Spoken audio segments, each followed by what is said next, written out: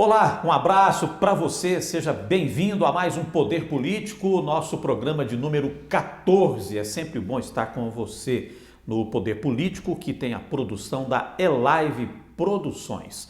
Ao meu lado, o jornalista Marcos Vieira e o Lucivan Machado.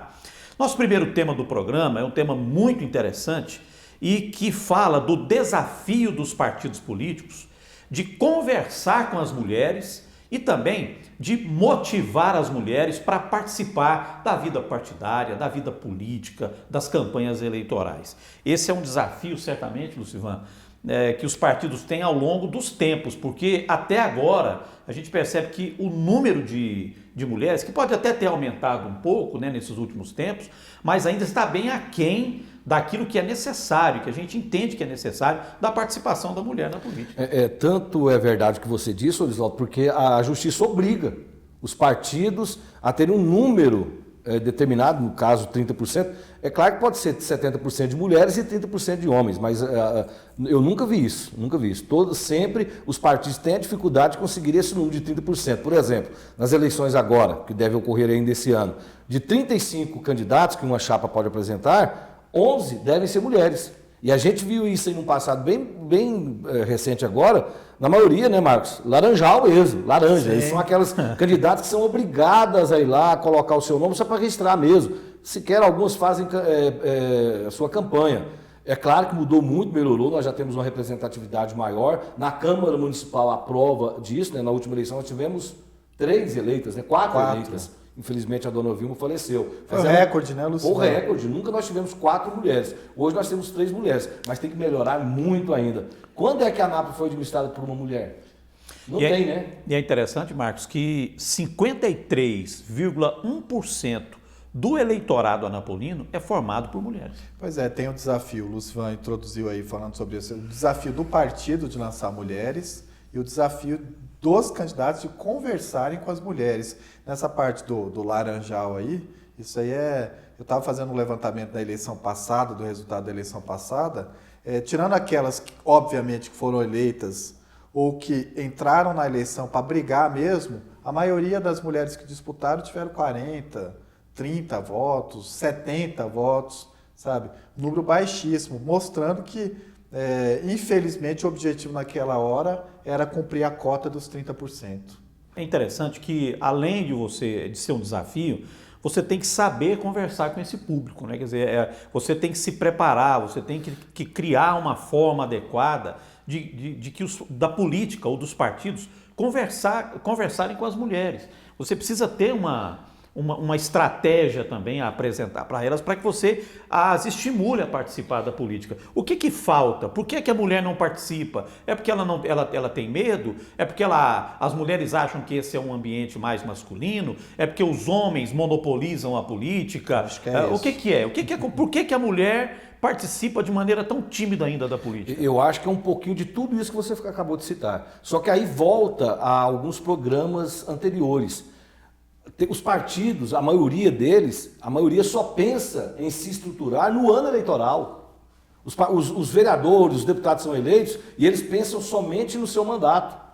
Não estou dizendo todos, a maioria. E aí, quando chega no ano da eleição, faltando ali alguns meses para a eleição, aí sim vai tentar dar uma organizada no partido.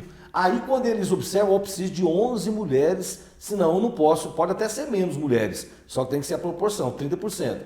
Então, para você conseguir ter uma chapa completa com 24 homens, você tem que ter 11 mulheres. 24 não é tão difícil não, os 24 homens. E aí começa a estruturar, aí vai correr atrás das mulheres. Aí fala, não, vai lá, coloca o seu nome lá, você é pré-candidata, mas não precisa fazer campanha não. Eu acho que é um pouquinho de tudo que você falou, mas a falta de organização também dos partidos. Onde é que entra a questão do preconceito, da discriminação e do preconceito em relação à mulher na política, Marcos?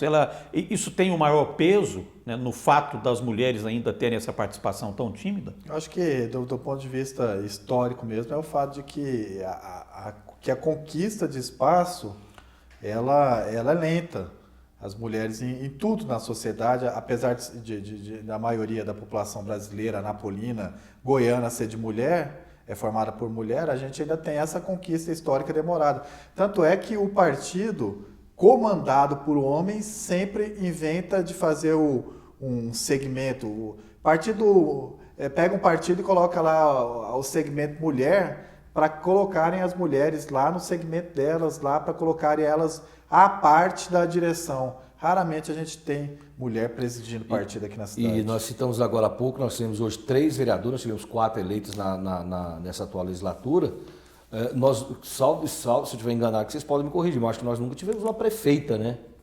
Acho que a Anápolis nunca tivemos. Não. Tivemos candidatos, né? Já tivemos a professora Marisa, não, nem tivemos vice, a Ana né? Maria, lembra da Ana Maria? Nem prefeita e nem vice. O que mais se aproximou foi a ex-deputada Onaide Santilo, que foi para o segundo turno, né? E este ano, é claro que ainda não tem registro de candidatura, isso vai ocorrer somente lá, se as eleições ocorrerem em outubro, só lá para agosto que vão registrar a candidatura, mas até agora não tem nenhuma previsão de termos candidato a prefeita, não. Vice pode até ter mulher, mas a prefeita mesmo não teremos, não. Acho que é muito difícil isso acontecer esse ano. E, obviamente, para você traçar uma estratégia para saber como conversar com as mulheres, né, de que forma você vai conversar com elas, você precisa saber onde é que estão essas mulheres. Uma conta rápida aqui num levantamento de dados que o Marcos Vieira fez aqui para a gente, eu percebi o seguinte, que o grupo de mulheres com idade de 25 a 59 anos, das 126 mil mulheres, me perdoe, deixa eu confirmar aqui, não, dos 143 mil mulheres, o maior contingente está na faixa de 21 a 59 anos. Você tem aqui, 37, 67, 97, 110 mil. Nessa faixa de etária. 21 a 59. De 21 a 59. Então, qual é a mensagem? Qual é a forma correta de conversar com essa mulher? De trazer a mulher desse contingente tão amplo que nós colocamos aqui para discutir, para participar da política? O desafio, eu acho que é saber a linguagem, de como conversar com ela. E a linguagem, obviamente, que tem sido explorada ao longo do tempo, no plano de governo, é passar, por exemplo, por preocupação na educação dos filhos. O candidato fala que vai garantir educação para os filhos, vai garantir algumas coisas ligadas ao lar. Eu acho que o desafio agora é conversar com a mulher que cumpre as mesmas funções que o homem na sociedade, que é trabalhar fora, que é sustentar a própria casa. Eu acho que os candidatos também têm que pensar nisso um pouco. Sabe? 90 mil mulheres estão na faixa do ensino fundamental incompleto, o ensino médio completo e o ensino médio incompleto. O maior contingente está nessa faixa.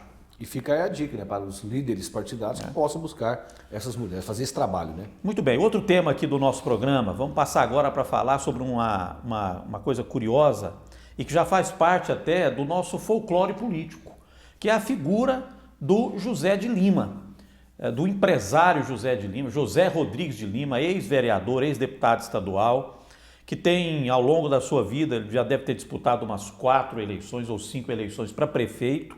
Né? Depois que foi vereador, ele começou a disputar a eleição para prefeito e vem sempre disputando, sempre colocando o seu nome. E eu percebo que a gente pode analisar o José de Lima como um fenômeno da nossa política local. Ele faz parte da política. Uma longevidade como essa na disputa... Pelo número de votos não é fenômeno. Não, o fenômeno em termos de persistência, de longevidade na disputa eleitoral, né, de sempre se envolver, mesmo com as dificuldades financeiras, enfim. Não é qualquer um que aguenta um pique como esse, como o Zé de Lima tem aguentado. Agora, são 20 anos, né, Lucivan, agora completa 20 anos da primeira disputa dele para prefeito. Foi em 2000? 2000 foi a primeira vez que ele foi candidato. Qual a posição que ficou em 2000? Olha pra gente. 20 anos, né, rapaz? Tem aí, 20 anos. Em 2000 ficou em 6º lugar, disputou pelo PP. Ele foi o último colocado. Ele foi o último colocado, eram 6 na disputa, teve 6.654 votos. Na eleição seguinte, ele teve menos votos, teve 4.813. Ficou em 5º lugar entre 7 na disputa. Ele disputou pelo PMN em 2004. Em 2008 ele não disputou. Foi aquela rasteira do partido. Na última hora. Só não foi porque o partido não deixou. Na última hora vieram aqui, deram uma rasteira. PDT, né? PDT. Veio a ordem lá de cima, Jorge Moraes, Flávio Moraes. Exatamente. E não foi candidato. Em 2012, pelo PDT, ele ficou em 2º lugar entre 5 na disputa, 6.810 votos. Mas aí tem um detalhe, Oswaldo. Foi naquele ano, até o Marcos me dizia agora há pouco, foi no ano que Antônio Gomide teve quase 90% dos votos. Exatamente. Então, quer dizer, os medalhões, vamos dizer assim, de Anápolis não participaram dessa eleição. Foi 90%. O medalhão era o Zé de Lima, entre aqueles... Quem disputou? Ele, o Wilson Oliveira, o Elber Sampaio, o Elber. O Josmar, o Elismar Veiga foi candidato? Ou foi então, vice? O Zé de Lima foi vice-campeão naquela Foi, ficou só atrás do Gomide. Exatamente. E em 2016, já pelo PV, o Partido Verde, ele ficou em sexto lugar entre 7 na disputa, 14.415 votos. Foi a maior votação que ele conseguiu até hoje na disputa para prefeito. Quer dizer, ele vem... Ele oscilou no início, mas começou a dar um salto já em 2012, 2016, já aumentou bastante o seu contingente eleitoral. E eu me lembro que no final da eleição de 2016, questionado se ele seria candidato novamente, ele disse que não, que teria cansado, que não iria fazer isso mais, mas depois, durante os 4 anos aí, né, ele mudou de ideia, é candidato. Agora tem uma coisa, vocês podem percorrer a cidade, busca um cabo eleitoral, alguém que prestou algum serviço para ele. Não fica nada para trás, paga tudo, é muito correto, tudo certinho, vai lá, chama os cabos eleitorais antes do fim da eleição, aquelas pessoas que trabalham para ele, todas são pagas antes do dia da eleição. Em 92, ele cumpriu o mandato de vereador, de 93 a 96, depois de 97 a 2000, ele foi vereador em dois mandatos. O interessante é que em 92, né, a primeira vez que ele entra na disputa para vereador, dali para frente, o Zé de Lima deixou de disputar uma eleição só em 2008, porque não deixaram ele. Todas ele participou. De 2 em 2 anos. A eleição estadual ou municipal, o Zé de Lima estava lá na disputa. Desde 92. Desde 92. 28 anos. E foi candidato, ele foi deputado estadual, e foi candidato várias vezes e foi deputado estadual. Em 2002, pelo PRP, teve 8.396 votos, ficou de suplente.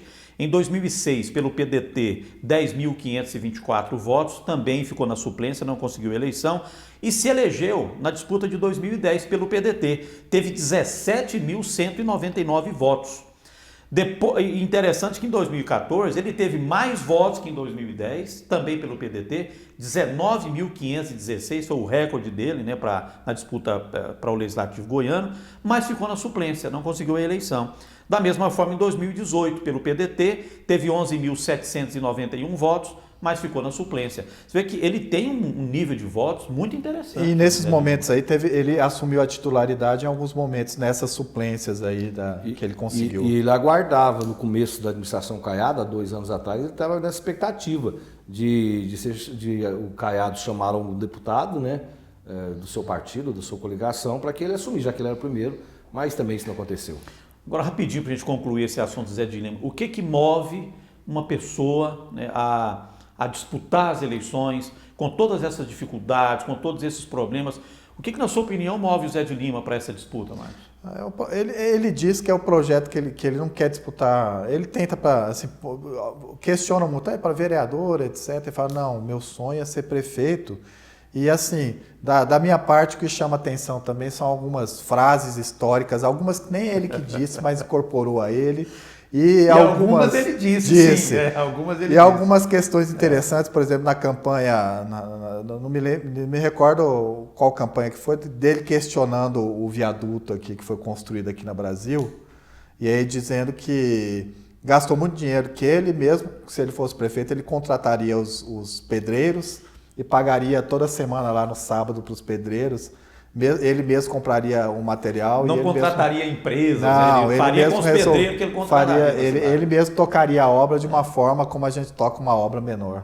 Tem várias e várias. O que né? você acha que move o Zé de Lima? É o desejo. O sonho do Zé de Lima é ser prefeito da cidade de Anápolis. Vereador, ele já descartou a possibilidade, pode até ser um dia venha a ser deputado, mas é desejo. A vontade dele é ser prefeito de Anápolis. E você não está pode, firme agora, né? Firme, patriota. Né? E você não pode negar, por exemplo, o espírito público que ele tem, né? De homem público, de uma pessoa que é democrata, né? que busca, né? a disputa e o debate de forma institucional. Você não pode negar que o Zé de Lima tem esse comportamento sério, reto, não é? Ele não pode não ter conseguido eleições até agora, mas ele tem, de uma certa forma, colaborado, sim, de maneira interessante com o debate político. E não pode negar também que ele desconcerta os outros candidatos num debate político. Ele fala coisas que muitos candidatos não têm coragem de falar. Sim. Fala mesmo. Essa é a verdade. Isso eu já vi várias vezes. Bom, para a gente concluir aqui o nosso poder político, vamos falar, nós estamos falando das chapas proporcionais dos partidos políticos, já falamos do PV, o Partido Verde, e já falamos do PSB. Agora vamos falar do PP, o Progressistas, que tem como pré-candidato a prefeito o atual prefeito, Roberto Naves, e tem como pré-candidato a prefeito também o deputado estadual, Coronel Adaildo Florentino, né, que ainda mantém o seu nome como pré-candidato. E o PP formou uma chapa... Já está pronta a chapa. Não, ainda é uma chapa de pré-candidatos que ainda vai ser moldada, porque eles certamente vão fazer a seleção para poder escolher os 35 candidatos dessa chapa, mas já existem nomes que a gente pode analisar e discutir aqui. Alguns entendem a chapa do Progressistas como a chapa da morte. Ele tem 5 vereadores, tem aqui ex-vereadores, 1, 2, 3 ex-vereadores. Quais são os ex-3? Os ex, Gleino Martins, Gina Tronconi e Gilberto Long. São os 3 ex. E os atuais, Leandro Ribeiro, que é o presidente da Câmara e é o presidente do partido em Anápolis, a Thaís Souza, Américo Ferreira, Deusmar Japão e João Feitosa. São 5 vereadores com mandato que são pré-candidatos pelo PP. Só corrigindo, o presidente ainda é o Adriano Baldi. Desculpa, é o Adriano Baldi. O Leandro Ribeiro é um dos grandes articuladores do partido, mas quando não é ele chegou ao PP, ele seria, não sei até porque... já tinha combinado tudo, mas deve passar em breve para ele. Então, você vê, são 5 vereadores, 3 ex-vereadores, aí aqui alguns outros nomes para que a gente possa também munir aqui vocês de algumas informações para que vocês possam comentar. A chapa tem também a Joyce de Paula, que é ligado ao Baldi, que é o nome, né, deles. É o nome. Inclusive, fala-se que ela deve levar assim como fez o deputado Adriano do Baldi, o Avelar deve fazer isso também. Joyce do Baldi. Do Baldi. Me falaram isso, não sei se vai se confirmar. O ex-secretário de Educação, Alex Martins, que já foi candidato a vereador. Não é? E teve uma boa votação. Salvo engano, ele é primeiro suplente do PTB. Salvo engano, Aí eu já falei do Gilberto Long, já falei do Gleimo Martins e falei da Gina Tronconi. Geraldo Lino, ex-secretário da Fazenda do município, o nome dele está na relação já foi candidato. Adiel Silva, o Adiel é sindicalista, não é? O Adiel sindicalista, Adiel Silva. Não conheço. A Também Eva não. Cordeiro, ex-secretária De Cultura, também é pré-candidata. O Diácono Max, ele hoje é servidor na área da Secretaria de Esportes. O Diácono Max, que seria talvez, teoricamente, seria um nome aí ligado à Igreja Católica, né, que representaria, digamos assim, esse segmento católico nessa disputa também. Oswaldo, eu vejo o seguinte, de todos os partidos, é claro, a gente aqui erra, como todos nós somos sujeitos a erro, né? Mas ainda mais eleição nunca 2 mais 2 são 4, né? Mas na minha visão, o único partido que pode conseguir 4 eleitos é o PP. Eu vejo uma possibilidade de ter uma votação, tem bons puxadores de voto aqui, o número de votos do partido vai ser muito alto, então eu vejo possibilidade de 4. Se tem algum partido que possa brigar por uma 4ª vaga, eu acho que assim, é o PP. 3 eu acho que o partido já tem essa condição. Se há um partido que pode brigar pela 4ª, seria o Progressistas. Concorda, Marcos? Concordo. E aí, então, a gente já de cara elimina um vereador. O vereador não conseguiria ser. Um vereador já está fora, no caso. Considerando que a gente tem ex-vereadores aí que tem um trabalho nós estamos falando assim, se hoje são 5 vereadores, nós estamos projetando que vai fazer 4. Quer dizer que um já está fora. Mas não garante que vamos ter 4 atuais vereadores reeleitos. Porque tem bons... Doutora Gina, o próprio Gleimo Martins, todos esses que você citou aí têm um potencial político muito bom. Potencial eleitoral, né? Caminha então para ser a maior bancada da Câmara na próxima legislatura. Hoje, atualmente, a maior. Né? Hoje tem 5 vereadores. É a chapa da morte, digamos? É a chapa da morte. Quando a gente fala chapa da morte, gente, é o seguinte, porque quando você tem uma chapa que tem muita gente de peso, muita gente brigando, que tem condição, né, que aperta mais a disputa, então você costuma dizer que é a chapa da Porque para que você nos entenda, a briga é interna. É dentro do partido. Se o partido consegue 4, você tem que ter entre os 4. Então, a briga interna. Por que que muitos partidos não aceitam candidatura de atuais vereadores? Os partidos, a maioria, fechou as portas para os vereadores. Não, aqui você não entra, não. Quando os presidentes dos partidos estavam organizando a chapa, convidava o fulano de tal, o fulano falava, eu vou, desde que não tenha nenhum vereador eleito na nossa chapa. Aí o presidente falava, ok. Aí o vereador agora, no momento da janela, eu quero para o seu partido. Não, aqui já está proibido, não entra. O PP, sim, aceitou os 5. É a chapa da morte. E a disputa é dentro do partido. Chama atenção, então, também, Lucivan e Orisvaldo, aqui, trata-se de... Primeiro que mostrou o poder de articulação do prefeito Roberto Naves, de trazer gente de peso, trazer vereadores para o partido que ele vai disputar.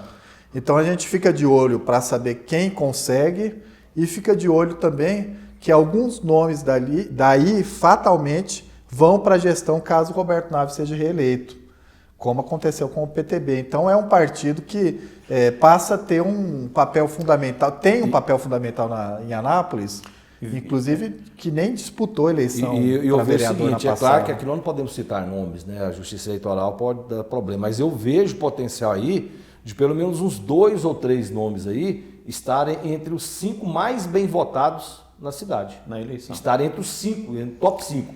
Pelo menos uns 2 ou 3 aí, desses nomes, estarão entre os 5 mais bem votados da cidade. O partido, então, tem a liderança de Alexandre Baldi, que é o responsável pelo partido no âmbito estadual, né? Tem a liderança do prefeito, do atual prefeito Roberto Naves, na cidade, de 5 vereadores, de 3 ex-vereadores e de nomes de peso. Quer dizer, é um partido que vem para brigar por uma fatia muito importante do poder em Anápolis. Isso não tem Justamente. Discussão. Isso é o que se coloca como principal, porque é o partido do prefeito e o prefeito é o candidato à reeleição, na minha opinião.